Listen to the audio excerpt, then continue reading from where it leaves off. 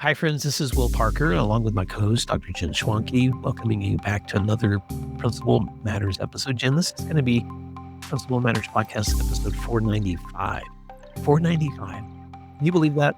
We're recording this at the beginning of April, and Leanne Nichol, who, I'm not sure what season of the year it is over there, but she's on the other side. She's in Australia, serving in a wonderful school, and I cannot wait to introduce listeners to that conversation. But before we do, the question of the week is supported by Summer Pop's math workbooks. Principles: when students practice math over the summer, math scores go up. What is your summer math plan this year? A great way to start is by ordering free summer workbook samples at summerpopsworkbooks.com. All right, Jen, here's the question. Okay, I'm ready. I'm an AP, and I've been invited to apply for a principal position. What should I keep in mind as I step into a series of upcoming interviews? And just because I know the context of this person's looking at like several panels to go through before they would be able to be named in this position. So, we have 5 minutes, but I'm sure you have a book you could probably share on this topic. Right. Well, first of all, congratulations to this listener and any listener who's been in this position, because clearly you've impressed someone and someone believes that you can make that transition from AP to principal. And so just when I think about the interviews, I think about, that really important balance you need to find between being the expert that you are, having seen, into the back of the kitchen, so to speak, as the AP, yet also the humility to recognize that you've never yet sat in that seat. You've never actually been the principal. And so both confident and both and humble at the same time. And I think that's doable. I think it's through stories and very tangible examples where you have worked through a problem like a principal would. That's so good, Jen. So the flip side of both courageous, because you're showing up as an expert who can demonstrate that you know what you're doing and you can envision what that work is going to look like at this next level. But then the humility, I would add the word curiosity, to also be exploring what I don't know, because you're also stepping into a situation that you don't know yet because you've never served in that role. And I think that mixture is so important, because if I'm on the other side of you, I'm going to be watching, like, this is the version of the person I might be working with or hiring or bringing into the community. And I want to see them communicate with confidence. I want to see them be able to command a room in a sense, but also I want to see them curious enough, collaborative enough, inquisitive enough to want to know more so that they're making an informed decision. That's really good, Jen. I've talked about this in other settings too. This difficulty that people face when the panels are looking for like the perfect person or the superhuman or the, I think I've said to you in other cases, like either you have to be a superhero or Jesus to get this position. And so what would you say to that person too that's stepping into these unrealistic expectations people have about leaders? Well, yeah, you and I just had a text exchange about this a couple of weeks ago. I was talking about a colleague you and I both know, and I said, the good Lord himself could come on down and run this school and they ain't going to be happy. And so I think what I would say to anyone interviewing is, first of all, good for you. It takes courage to believe in yourself enough to go in there and do it. And I also would encourage anyone else who's running an interview panel or who's running an interview process to make sure that the committees that you have doing this work are explicitly told, these are human beings with families and jobs and mortgages to pay, and they want to work here. And so let's not be overly critical or unkind or ridiculous in our expectations, because we do want a human being running this place. We don't want a robot and we don't want perfection. So, maybe just level set that from the beginning, because there's nobody perfect out there. No, there's not. So I know that Jen and I have spoken to this question probably a couple of times already in the last few episodes, and that's because it's that time of the year, and a lot of people are really working hard on those transitions. So if you have questions and you're like, I want to go deeper, or could I jump in a room with you or Jen and just ask you questions, reach out. You can always reach me at will@williamdparker.com. And Jen, how can they find you? Yep, they can find me at jenschwanke.com. All right. Well, friends, I know you're going to love this conversation with a veteran leader, Leanne Nichol. And until next time, thanks for doing what matters, and we'll see you next week. Let's take a moment to thank our sponsors, and then we'll be right back. Why is IXL used in 95 of the top 100 U.S. school districts? Because it works. IXL is research proven to benefit all student populations, including English language learners and special education classrooms. IXL is an all-inclusive online learning and teaching solution for K-12 that accelerates achievement, saves teachers time, and more. This one platform helps you accomplish what normally would require dozens of other tools. For example, as students practice skills, IXL automatically differentiates learning to help them master concepts at their own pace. Teachers get real-time insights into how students are performing so they can provide timely support. What I love about IXL are the personalized SAT and ACT study plans. Students just need to enter the most recent test score, and IXL automatically generates a custom list of skills they should work on to improve their scores. Discover what IXL can do for your school. Visit IXL.com/PM today. You're listening to Principal Matters, the School Leaders Podcast. Hi, friends. This is Will Parker, back with another episode of Principal Matters, the School Leaders Podcast, where each week we bring you inspiring, innovative, and imaginative ideas for your own school leadership. And this week I'm talking to my special guest, Leanne Nicol. Leanne Nicol is a Sydney educator, experienced principal, and certified master coach who supports education leaders in culture, strategy, and well-being. She has led in Catholic primary schools and worked with Sydney Catholic schools on review and improvement processes. And as the founder of Fierce Hearts, she helps leaders align purpose and practice to create flourishing school communities. She's also the author of the new book, The Fierce Hearted Leader: Living, Learning, and Leading with Love, a guide to leading from the inside out. Leanne Nicol, welcome to Principal Matters Podcast. Why don't you fill in the gaps on that intro and tell listeners something else they may be surprised to know about you? Thank you, Will. That's a very comprehensive introduction, and I appreciate that very much. A few other little things. I guess I've worked both in Australia across a number of different educational systems and in different states, and also internationally. I think for me that what I really value about my career is that I have length, breadth, and depth of experience. And, 44 years ago when I went into this amazing profession, I didn't actually set out to do that. I think I can lean into what I think is the experience of a lot of women, particularly of my generation, who we weren't very targeted and planned and intentional about our career. I certainly wasn't. For the first 20 years, it just sort of happened to me rather than me having a say in it. But I also think that was sort of my God, my higher power looking after me, and as they always have. So then it has taken me in some extraordinary journeys and amazing directions, for which I'm really grateful. Something that you might not know about me is, I'm sure you don't. I have 3 dogs.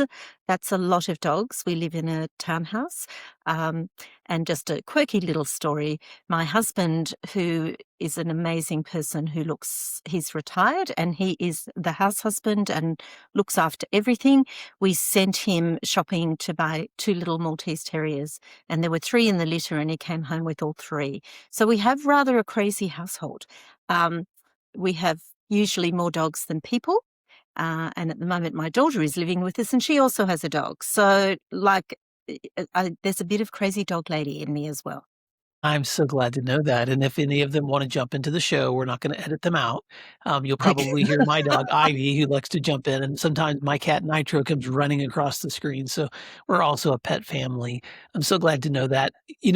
Most of my listeners are U.S. based, although I have listeners in Australia. And I believe I believe you actually led a school with Anne Marie Ma as one of your teachers before. She's been a guest on this show before. And so what was the connection there? So I employed Anne Marie as a teacher. I was in my first principalship so some 26 years ago, I think now. And she was a very enthusiastic and type A personality and an excellent teacher. And during her time there, she actually applied for one of the temporary leadership positions that had become available. And so that was her first entree into school leadership. And it was a delight to have her and to be part of her journey. Anne-Marie and I are still in contact at the moment. She features in my book. She is what I call a fierce-hearted leader. And, I don't want to... I know that she very publicly says that I am her favourite principal that she ever worked with. And, I feel really humbled by that. Because, that was 26 years ago, and she's gone on to work for many principals since and a few beforehand. So I feel very honoured. I had a friend today that posted on social media, there's not a better compliment than when a student says you were their favorite teacher. And I feel the same way about anyone that we've been able to serve alongside with. And so for Anne-Marie to say that you've been her favorite principal, that's an amazing encouragement. I want listeners to know that you and I have connected outside of this recording before. We're actually recording this several months before your book is going to come out. So by the time this releases, it's very possible that your book will have been released.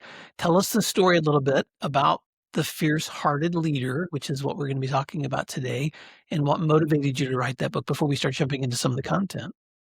Sure. I've worked in leadership for probably 40 of my 44 years as a middle leader, an emerging leader. And I've had many years as a senior leader, both at school and at system level. And I describe being a school principal as like the best gig in the whole world. It brings such joy to my soul, and it makes my heart sing. And it is an amazing job. At the same time, it's a really challenging role sometimes, and really, really challenging. And I think that breaks my heart when I work with really good people with all the right motivations, and I can see them really struggling in the role, as struggling at a human level, at a really human level, because of some of the things that are so deeply human that they're dealing with. I want to be an advocate for school leaders and for the amazing work they do. Well, one of the things that the world knows about coming out of COVID is the challenges that we have with our students and some of the mental health issues that we see played out every day in our schools and in our society. And hats off to everybody who's doing their best to support those kids and to manage them. Here in Australia, and I know it's the same in the UK and New Zealand and in the US, our teachers also post-COVID are struggling, and we're losing some people to our profession, our great profession. I have a hypothesis that sometimes we're losing them because their hearts are broken and their spirits are broken. And the data in terms of our leaders' well-being is off the scale more concerning than either of those groups of the children or the teachers. But it is our leaders who are holding it all together at the school level. But this is a crisis. If we don't take notice of this with our leaders, we know that there's not a pipeline of leaders coming through, but they're going to leave because their hearts and spirits are broken, or they might not even be with us, or they won't be happy in their relationships. And the data is beyond disturbing. It's just a crisis waiting to just unfold. So I want to speak into that space. And I think that, well, not I think, The Fierce-Hearted Leader, the book, is about a deep call to remembering. It's more than just going, oh yeah, I came into this because I love the job. I mean, it's a deeper call to remembering, because for me, the book came out of this passion to want to speak into this space and to advocate for people. Let me jump in for just a moment, because Leanne, you've said something that you've worded that in a way I've not heard someone else say that before, because I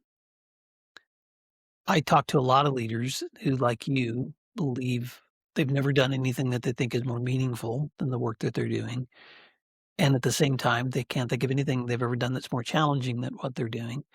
But the idea that people who are in caring professions feel very deeply the challenges that they're dealing with when it comes to students or families or fellow staff members or whatever, that I call leaders the buffer of all the pain that's coming towards schools. And so for you to put those into the words of how do we manage the brokenheartedness of leaders who are often still committed, but they're hurting while committed. And so your commitment to frame leadership as both fierce, but also hearted or strong and compassionate, I just think is so key. So you write a lot in this book about that, and I'm going to quote you, that we lead who we are. So what are some ways that leaders that you're finding where leaders can reconnect with their purpose and their identity and confront this burnout that is also really real at the same time too? Yeah. Well, I'll just correct you a little, if you don't mind. We Thank Lead you. Who We Are is based on Parker Palmer, so I wouldn't want to. We probably all appreciate a very, very established grandfather, if you like, of writing in educational space. So he actually has a book that we teach who we are, The Courage to Teach, and he says we teach who we are. So I've tweaked it and said we lead who we are, because I don't think that's a big stretch. I don't think I'm doing him a disservice. So just to fix that up. No. So Yeah, your I'm glad you did. question, and I really like how you've picked up on that strength and that gentleness. And what does that actually look like? On a day-to-day basis, and I think you've just nudged into that a little bit, a lot of the conversations around that we have with our leaders, whether they're emerging, aspiring, highly experienced system leaders at all levels, is about what you do. You know, can you do this better? It's about what, and like the literature is abounding on that. So, there's some fantastic stuff. I don't want to speak into that, but actually, and again, not my words, people remember who you are rather than what you did. They remember how you made them feel. So it's not a big stretch to say that we lead who we are. It's a deeply personal thing, leading who you are. And people go, well, that's not, this is my job. It's not deeply personal. Yes, it is. We lead who we are. It's how we show up every day. One of the things that I want to say about that strength and gentleness, it's a continuum. They're not opposites. They're on the same continuum. And there's a beautiful, I think I'd be fair again to say, a motto of the Brigidine sisters. And it goes something like, nothing is so strong as gentleness, and nothing is so gentle as strength. And strength allows us to hold firm to our convictions, to make those courageous calls. But the gentleness reminds us that people, including ourselves, are human, vulnerable, and deeply, deeply worthy. And just because they're a human being. And so holding those two things in balance. So how do you do that in a day-to-day? That's, we all go, that sounds lovely, Leanne, but, what does that look like when I've got a to-do list longer than both my arms put together? One of the things that I am learning to do, I was going to say I've learned to do, but I am learning to do, is I actively choose peace and serenity and calmness. Now, that's sometimes a minute by minute choice. It's sometimes, it's not a choice, it's a choice and then an action followed by it. So that my center is calm and peaceful. Whatever is going on around me, I'm there, but my center is calm. So choosing that, especially when the world around you seems noisy. I think also setting boundaries with is the kindest thing you can do to yourself, but for others as well.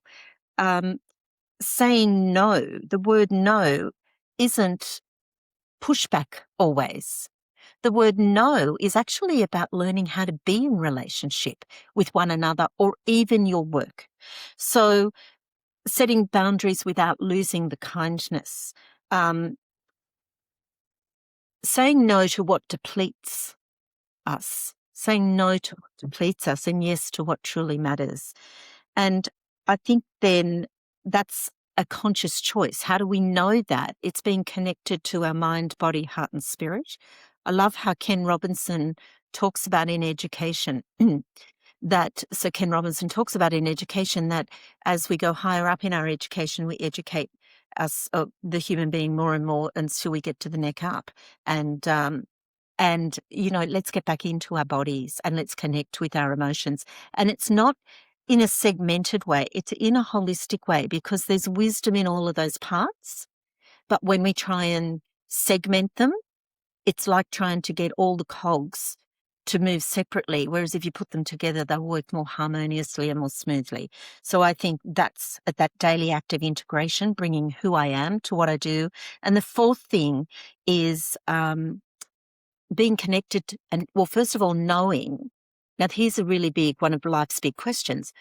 Having a really good sense of, well, what am I here for? What's my purpose in life?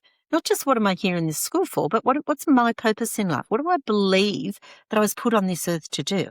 For me, I know deep within my gut, I know with every bone in my body, I know in my heart, and I know in my head that my life's purpose is to make a difference. And I've felt that since I was a child. And there's a lovely story in the book about that. And my mission in life is as simple as it's to give that purpose away, to make a difference to others in service so that they can make a difference to others. Anne-Marie, pointing question. That's a nice, so whether I'm teaching or leading or being a mum or a wife, whether I'm coaching, whether I'm writing, whether I'm talking to you, that's the thread that holds it all together. I want to make a difference. And so that strength, and I'm really passionate. There's a strength in that passion, let me tell you. There's fire in my belly about it. So there's the strength in it. And then the gentleness about, this is about people. It's deeply, deeply personal. I agree. There's something about boundaries that allows you to, Brene Brown says it this way, that when you set boundaries, you act within your integrity, so then you can behave with more generosity. And you said several things I want to reflect on before I ask the next question, which is that strength and that fierceness of leadership. I think of it like a Venn diagram. So there's one circle, and that gentleness and compassion is that other circle. And you put those together, and somewhere in the middle there is what makes a good leader or a good educator or really a good person, because you said humanity is complex. You've also said that not only do you choose equanimity, but then you choose to act on it, and that boundary setting is a kindness. Even though it requires fierceness to know how to say no, it also allows you, therefore, to say yes to the things that don't deplete you constantly in this work, but fill you as well. And that leads to my next question, which I know I'm asking an experienced leader this question, Leanne. So this is nothing. Not only is this what you've studied through research, but you have lived this. So today's education leaders feel that pull constantly between compliance and crisis management. So what advice do you have for maintaining that accountability while also staying plugged into that nurturing culture and that human flourishing? So I write about that a lot. That's actually probably the whole tenor, in a way, of my book. I don't talk about, what I don't lean into is all the requirements of things like the accountability, because there's plenty of books about that. That's not my space, and there's plenty of other people who it is their space, and we can learn from their great knowledge and skill there. I write about remembering and holding that in balance. And you're right. Thank you for saying I'm an experienced leader, but you know what? That doesn't always make it easier. I've got a few more tools in my toolbox, but every context I go into, I don't know which tools I'm going to need to pull out, and I don't always know which ones they're going to work, because people are different, communities are different, schools are different, and so yes, you acquire some skills and knowledge, but I think this one is about remembering, the practice of gathering ourselves and our work into coherence. And what that is deep knowledge of our mission, our vision, purpose, beliefs, and values. All those things that I'm not talking about the mission statement on the wall. I'm not talking about the vision statement on the wall. I'm talking about, first of all, be connected with your own. What do you think your mission in life is? I've told you what mine is. You know, that I don't know that it pops into your head one day. It requires a little bit of work. So there's one way, I think, of being very, very clear about what's my mission, what's my vision for myself, first of all, and not just, well, I want to be a really great principal and in 5 years' time go to the next level. I mean, that is a vision. That's fine, but actually, it's more of a measure, to be honest. What's your vision for yourself? And how does it align with what really sits in your body and your mind and spirit, all of that, your purpose, your beliefs, that notion. We haven't talked about it, but a lot of people would be familiar with the Japanese notion of ikigai, which I'm not sure if I pronounce it correctly, because I usually just read it, ikigai. You pronounced it better than I could. Okay. You know what I'm talking about? Yes. Yeah. So to me, I've actually done an adaptation of that in my book, because which I've got out. What's your personal mission at the center? So it's a remembering about your passion. Where you're like, what's your passion? What really lights the fire in your belly? And if it's basketball, it's basketball. If it's teaching and learning, it's teaching and learning. But whatever it is, be bold about it. Be loud and bold about it. It's about that coherence and alignment of ourself. And what I'm going to say, and we talked about the word no, anything that is not in that alignment, it's okay to say no. It creates the space for what really matters. And the third thing is about vision.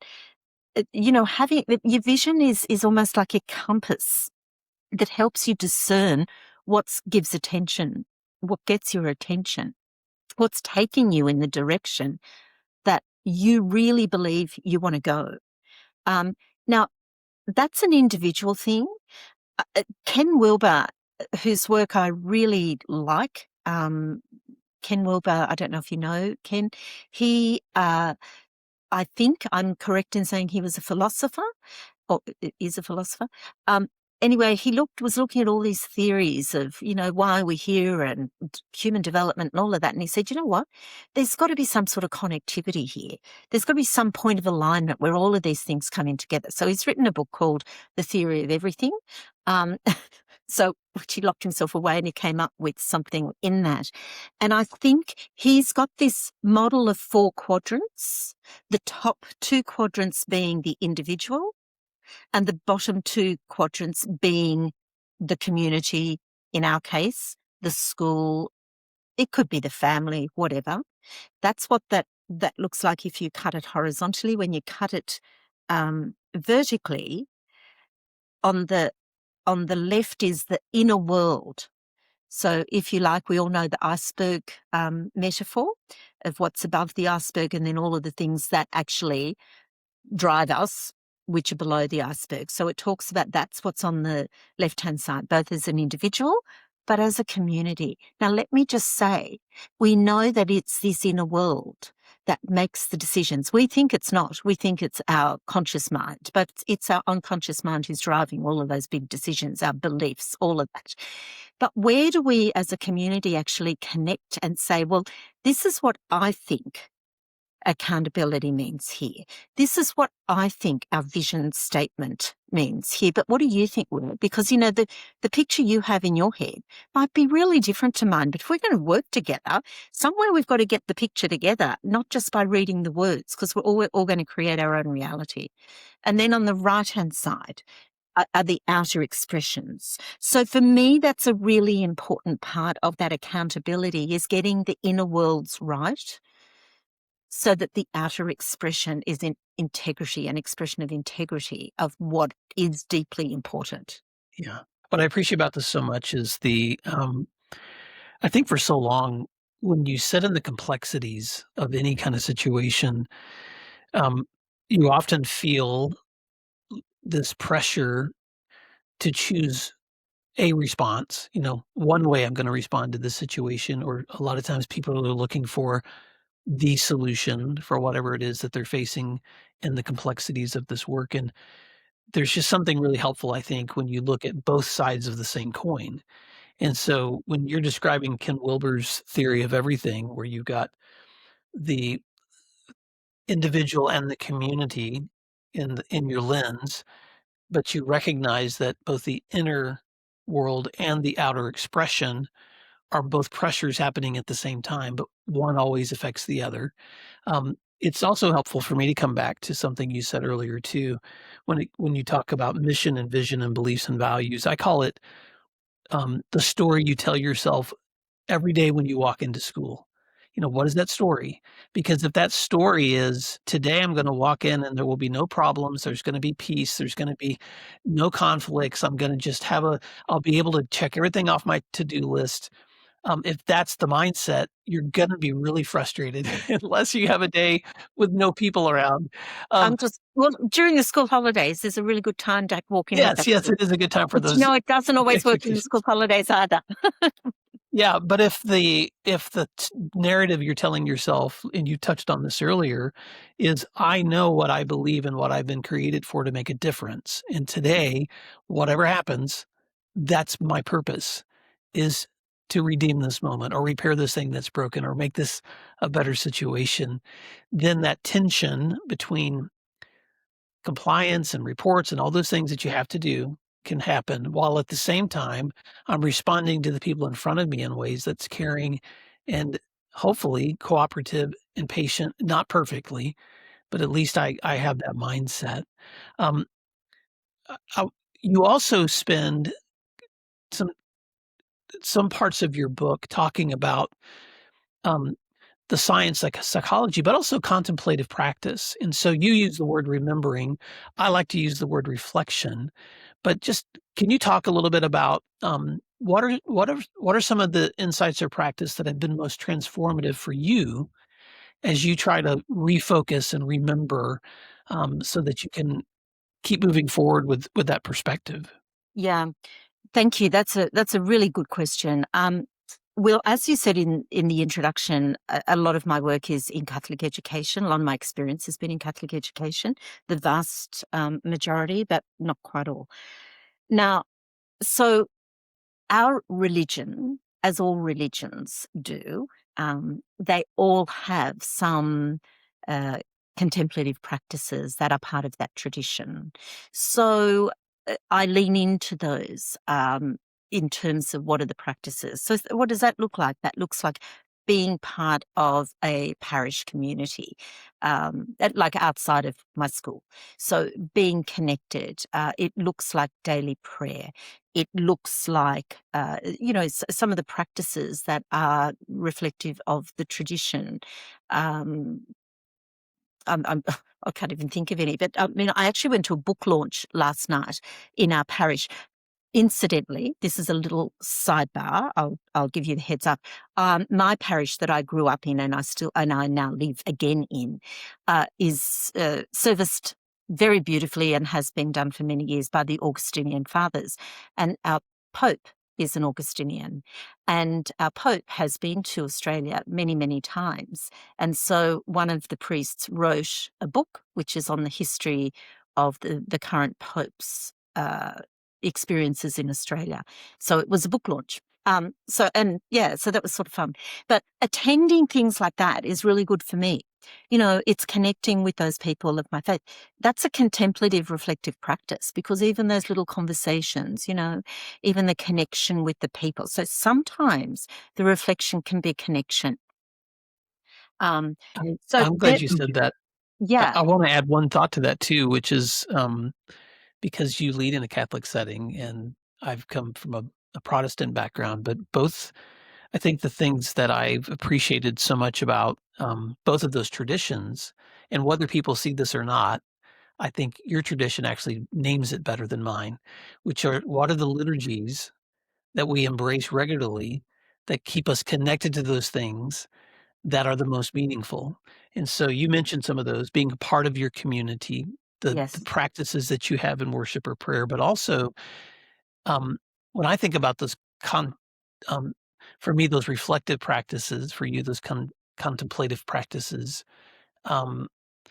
it and I know I'm speaking to leaders right now who may or may not resonate with what I'm saying or what you're saying, but I think they are, because the leaders who I seem to see do this work sustainably and hold on to their meaning have a lot of reflective practice where they take time to really think deeply about what am I experiencing? How have I been managing my experience? What do I need to recenter in this experience? And I think without that, Leanne, it's really easy to just go through the motions, or it's really easy for work just to become a job. And Yes. so, anything else you want to add to that? Yeah, I do. I want to also just sort of lean into the fact that I use a lot of contemplative practices outside of my faith tradition as well. So in my book, I actually have a section which I've come up with. It's a sea of contemplative practices, which I've grouped things. So there's those practices of just being silent and still, as a Christian. But, the same with most religions, certainly the Eastern ones, being silent and stilling what, our psychologists call our monkey mind, but stilling all the noise, taking some time. So, sometimes I will do a 20-minute silent meditation. Of late, because I've had a bit of leave at the moment, I take my dogs for a walk. I'm very, very fortunate. I live on about a block from our beautiful Sydney Harbour. And so the beautiful walkways that we have to just take in creation. But that's a very contemplative experience, that experience in nature. It's also, we've got fabulous beaches. It's another walk, which is, these are all just part of my environment. I think I also think there's physical things, not just that. So yoga I find really helpful. And I find that while people might be a little critical about the alignment between sort of Christianity and some of the spirituality of yoga, I think that I just replace what they're saying with my notion of who my God is in my mind. But I find that getting back into your body and really listening deeply to the wisdom that is in your body in a very contemplative yoga practice is really helpful. Service to others, getting outside, getting off yourself. Now, that's a bit tricky, and I am going to just say that with a little bit of a warning, because that's what our leaders do every day they get up and walk into this school. They're there to serve. And I think where we touched earlier on, we didn't use the expression compassion fatigue, but I think it's also this sense of, where do you see, it's service not just because you feel good, but it's a service of in relationship. That if you're there working with homeless people, for example, that you're actually getting as much from them as they are from you. It's not a one way. It's this very sense of mutuality. So those sorts of contemplative practices, some of them, they're not all just cross-legged with my eyes closed. Some are. Not always going to church. They're not always sitting with my hands joined. Sometimes they're much more active. The creative, Yeah. singing. For some people, that's fishing. For some people, that's Oh, walking. For some people, that's hunting. For some 100%. people, that's Yes. walking your dog. I love that. In fact, Leanne, a couple of weeks before this recording, I was in upstate New York with my wife, and we did some hiking there. And there was a brochure in the hotel where we were staying, and I love nature, but I had never read this before. But the brochure mentioned that trees actually release a chemical called fin, fenton seeds, Fytoncides. I know I'm not pronouncing that correctly, but it's a chemical released by microbial chemicals released by trees that make you feel better. And so who would have ever thought that stepping outside and looking at the clouds or walking in trees or you mentioned just a commitment to silence. And I want to just say this to Principal Matters listeners right now, because you're probably listening and thinking, well, good for you, Leanne and Will, that you guys have time for contemplative practices. But I just want to say this, that stepping away from your desk and walking outside long enough to see the clouds and circle the building back in to connect with kids is a reflective practice. Yes, it is. Walking into a room where children are singing and just letting their sounds wash over you is a reflective practice. Sitting down and just writing down a quick 4 or 5 grateful things that you saw happen that day is a reflective practice. So there's not just one way to do this. Yep. There's lots of ways to do this.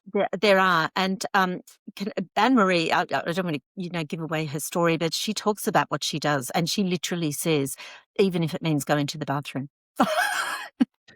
Yes. Things and what she's talking about is having that moment, and particularly she in the context she's talking about is that if she knows she's got a bit of a meeting she's a bit worried about or it's a bit challenging, she always makes sure she takes a little bit of a silent, and she works in a Catholic school, so she goes, she actually offers that up in prayer and says, I'm a bit worried about this, God, please, this is she connects back with her purpose. This is the purpose. This is, help me get through this with respect and, in alignment. So, and she talks about that she might even go out into the playground, but she literally says, or even if I have to go to the bathroom, which I can relate to that too, because I've used the bathroom to reset my state, if you like. If you can feel, it's very easy in the hyperactivity of the school where there's so much going on to get caught up in that, and then to go and reset that. I do use literally the bathroom to do that, to actually change my state. And that's the sort of thing that sort of, when I learned in my master coaching course, we learned a lot about that. Actually, if we can put it into our physiology, it's our physiology that informs our psychology, not the other way around. And we know that because when we're calm, that whole parasympathetic, all of those good neurotransmitters, those helpful ones are pumping through our system when we're all hyped up. Yes, we've got neurotransmitters, but they're not always the helpful ones for helping us tap into to choosing that peace and choosing serenity, because we're choosing this fight or flight stuff. So yeah, that was quite a long I love answer. that. Thank you. That was Well, great. I'm smiling because I'm remembering back when I was an assistant principal. I worked with a head principal who, when we had evening activities and we were going to have to stay really late, sometimes she would just say, "Hey, I'll see you at that activity here in about an hour, but I'm going to go rest." And she would go to the nurse's office where there was a bed there for kids when they came in, and she would just lay down and nap, and before that next thing. And so sometimes, whatever that is, there's so many practices you've already named, Leanne, but as I'm preparing to wrap up this conversation, I want to ask you, if there's a leader listening today who wants to develop this fierce heart that you talk about, what's something you want them to hold on to, a step that they can take even today towards that end? So I've got two things, and one's sort of a thought, and the other is very, very practical. So my thought is, start by pausing long enough to reconnect with your passion and your purpose. That sense of burnout and overwhelm, like, what do you love? What do you love? Like, let's get back to that. What is it that you love? So many leaders, they forget why they started this whole journey. So reconnecting with that there's the sort of global thing, but I think it's very important. And if your passion is fishing, reconnect with it.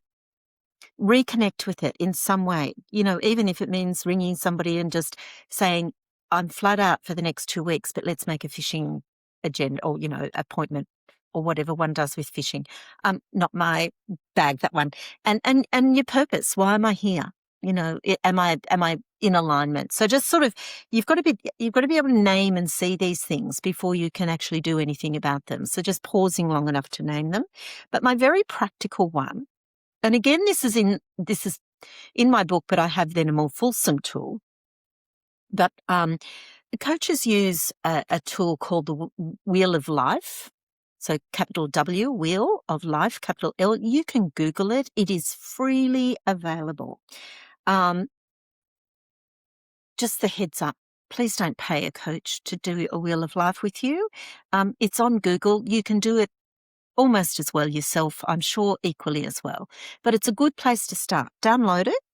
It's a reflective tool that gets you to look at not just your professional life, but your health, your career, finances, relationships, your environment, all of that, whatever. And take about 10 minutes and honestly assess where you are. Not to judge, just to notice, that whole noticing. So that's not a very long task to do, Wheel of Life. From there, you can then choose an area. Generally, the suggestion is don't always choose the one that you're really bad at, that you're going, I'm not doing very well at all. Those areas all integrate with one another, but choose something and you go, I think I'd like to scale that up a bit. And then just set yourself a goal. Set yourself to do one thing that's different. James Clear in his Atomic Habits talks about, just form a new habit. Because it might be just as simple as, and it doesn't have to be a big one. It could be finding that, whether it's your 20-minute meditation, whether it's, okay, I'm going to go fishing once every fortnight, whatever it is, and stick to it. Because the research says it takes an average of 66 continuous days to create a new habit, but can take up to 200 and something. Sometimes it's as fast as 16 days.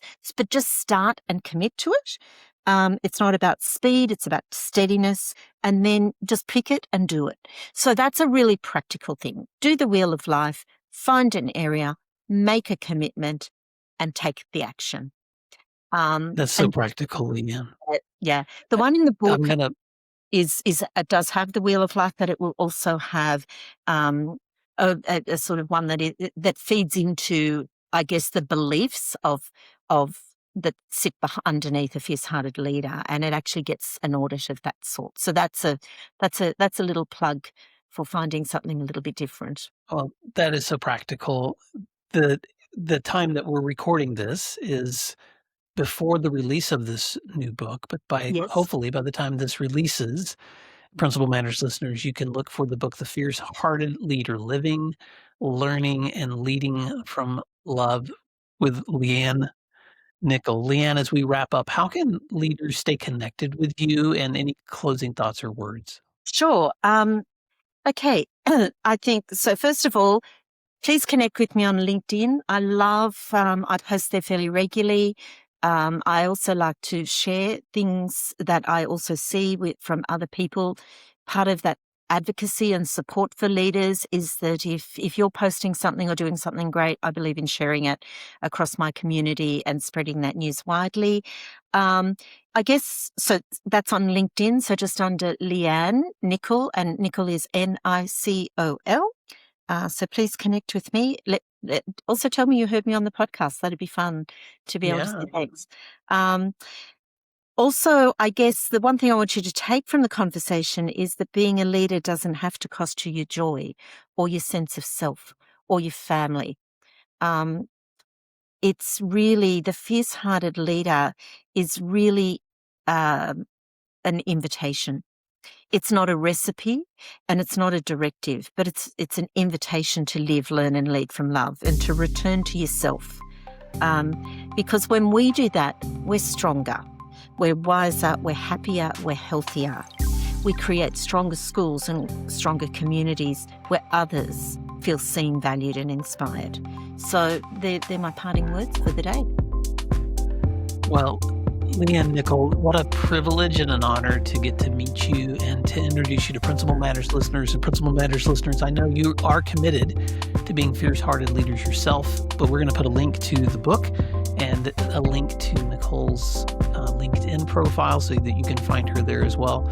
Leanne, thank you so much for your leadership, and Principal Matters listeners, thank you for learning together today. And until next time, thanks for doing what matters. Find free resources like this one at williamdparker.com. Subscribe for our free weekly newsletter, which contains bonus material, and also check out the links for Grow Academies, Masterminds, Executive Coaching, and Keynote presentations from my books, as well as from Principal Matters Associates. You can find out more under our speakers tab at williamdparker.com. Thank you for learning together, and thank you for doing what matters. Principal Matters.